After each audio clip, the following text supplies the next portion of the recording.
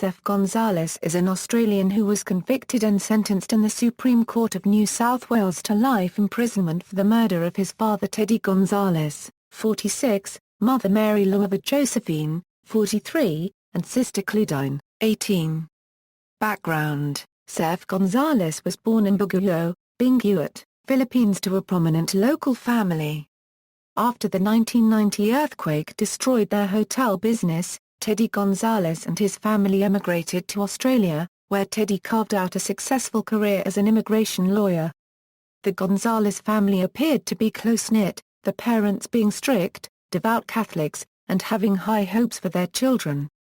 Later court evidence suggested that the Gonzaleses enforced harsh discipline on their children when they did not meet their parents' high expectations.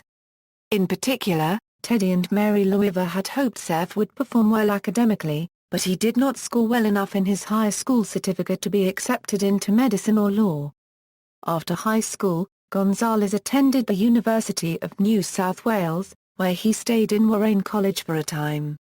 Performing poorly in his courses, he tried to cover up his academic failure by falsifying his results, but when this was discovered by his parents, they threatened to withdraw certain privileges, such as use of his car. He had also argued with his mother over a girlfriend of whom she disapproved, and his family had threatened to disinherit him. This, along with a desire to inherit the family's fortune, were established by police as motives for killing his parents and sister. The murders: on July 10, 2001, about 4:30 p.m. Gonzales entered Clodine unregistered trademark S bedroom in the house at 6 Collins Street, Ryde NSW, where she was studying. He was armed with a baseball bat or similar item and with 2 kitchen knives he had taken from a knife block in the kitchen. It was found that he compressed Clodine unregistered trademark S neck trying to strangle her, struck at least 6 separate blows to her head with the bat and stabbed her many times with one or both of the knives. He inflicted 5 major stab wounds to Clodine unregistered trademark S neck and 2 major stab wounds to her chest or abdomen. The cause of Clodine unregistered trademark S death was the combined effect of the compression of her neck, the blunt force head injuries and the abdominal stab wounds. Mary Loiva arrived home about 5:30 p.m. After entering the house, Sef attacked her with one of the kitchen knives in the living dining room. Gonzales inflicted multiple stab wounds and cuts to her face, neck, chest and abdomen. Her windpipe was completely transected in the attack. Teddy arrived about 6:50 p.m. After entering the house, Sef attacked him with one of the kitchen knives and inflicted multiple stab wounds to his neck, chest, back and abdomen. One of the stab wounds penetrated his right lung, another penetrated his heart and another partially severed his spinal cord. Teddy managed to turn around during the attack, suggesting that there was a struggle. After killing his family, Gonzales disposed of the murder weapons, including the bat he had used in striking Clodine, and the shoes and clothing he was wearing at the time of the murders, which had become blood-stained. He showered, changed clothes, and at some time during the evening, spray-painted the words "OE fuck off Asians KKK on a wall in the house in an attempt to fool investigating police into believing that his family had been the victims of a hate crime. Gonzales' clothes were later found to have exactly the same paint used in the graffiti scrawl. Aftermath: after committing the murders, Gonzales drove to a friend's house, arriving there about 8 p.m. Sef and his friend Sam Dacillo went to the Sydney CBD, where they went to Planet Hollywood and then to a nearby video game arcade. Later in the evening, after dropping his friend off, Gonzales returned to the North Ryde home. He called police to say he had discovered the bodies on his arrival at the house, and that he had chased off intruders. Gonzales had also frantically run to his neighbor's house and told them that his parents had been shot. In the days following the murders, Gonzales appeared on television asking for the killers to come forward, saying he wanted justice and offering a reward of $100,000 for information, and attracted sympathy when he sang One Sweet Day at the family funeral. The investigation, after noticing many inconsistencies in Gonzales' story and no evidence of any intruders, police investigating the murders began to believe that he was the perpetrator.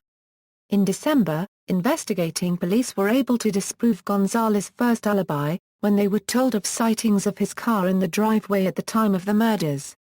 Gonzales then constructed a second alibi, claiming he had visited a brothel at the time of the murders, but this was proven to be false by the prostitute who he claimed to be with at the time.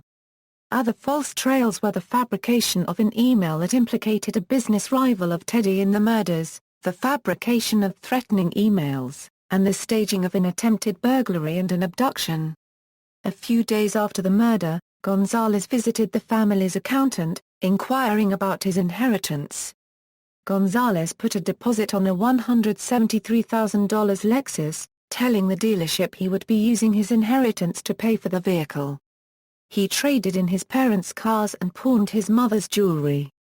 Gonzales also told relatives that he had a brain tumor and asked his godmother in the Philippines for $190,000 for the surgery. Trial. On June 13, 2002, detectives from Strike Force stores of the NSW police arrested Sef Gonzales and charged him with 3 counts of murder and 1 count of threatening product contamination. He was refused bail and held in remand in Silver Water Correctional Center. He was also denied access to the family's estate to fund his defense. The murder trial took place during April and May 2004. The trial revealed that Gonzales had planned the murders for several months before they took place. Initially, Gonzales researched the idea of poisoning his family, which led to an elaborate contamination hoax. The court heard of numerous lies told to his friends, family and police regarding his whereabouts at the time of the murders. It was later suggested that Gonzales was a pathological liar. It was found that he had committed the murders because he was fearful that, because of his poor performance in his university studies, his parents might take his car away from him and might withdraw other privileges which had been granted to him, and that he wished to be the sole beneficiary of his parents' property, estimated to be worth $1.5 million. On May 20, 2004, the jury found Gonzales guilty of all 4 charges.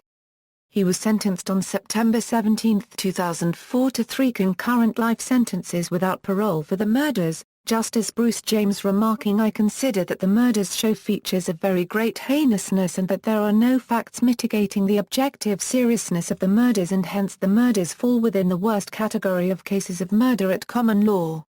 Gonzales is now serving his sentence at the maximum security super prison in Goulburn, New South Wales, and maintains his innocence.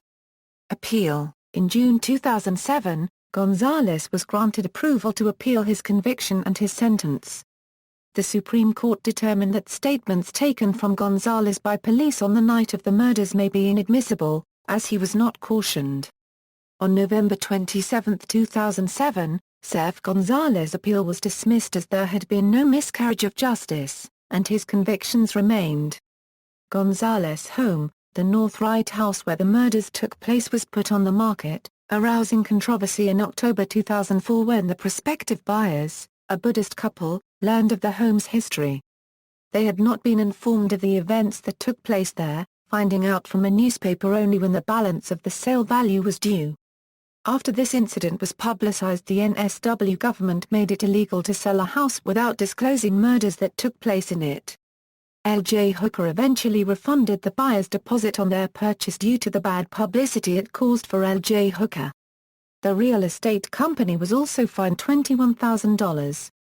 In November 2005, the house was sold for $720,000 to a buyer who was aware of its history. References. External links. 1. House Acreop entry on the location of the murder. Is your house there yet? Sef's webpage he made, dedicating it to himself. Gonzales murder home price drop, sentencing, sins of the son, family too scared to live in house of horror. Mystery buyer pays $720,000 for Gonzales murder house. Gonzales granted appeal.